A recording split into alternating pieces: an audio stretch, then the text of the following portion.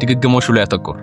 ራይት አንድ ጥሩ ልማድ ወደ ህይወት ለማስገባት ስታስብ እንደ ስራ አይደለም የምታየው፣ እንደ ስራ አይደለም የምታስገባው። ራይት ጀስት እንደ ልማድ ነው የምታስገባው። ልክ እንደ ልማድ እንደ ራሱ ልማድ ነው የምታስገባው። እሺ ልማድ እንዴት ነው? ልማድ በትንሹ ነው የሚጀምረው ልማድ። ራይት በትንሹ ነው የሚጀምረው ልማድ። ከዛ ትደጋግመዋለህ። ኮንሺየስ ሆነ ነው ትደጋግመዋለህ። ጥሩ ሆነ መጥፎ ጀስት ትደጋግመዋለህ። የሆነ ሰዓት ላይ ሰብኮንሺየስ ውስጥ ይገባና የህይወትህ አንድ አካል ይሆናል።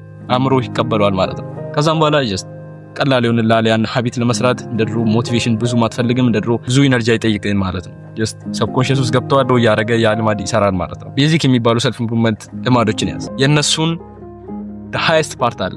ለምሳሌ የመጽሐፍ ማንበብ the highest part በቀን አንድ መጽሐፍ መጨረስ ሊሆን ይችላል። አላውቅም ግን በቀን አንድ መጽሐፍ መጨረስ ሊሆን ይችላል። እሱ the lowest part ወይም በጣም ትንሹ 5 ገጽ 3 ገጽም ሊሆን ይችላል። ግን እሺ 5 ገጽ ያን ነው አንተ የምትሰራው። ያን 5 ገጽ በማንበብ ነው የምትጀምረው።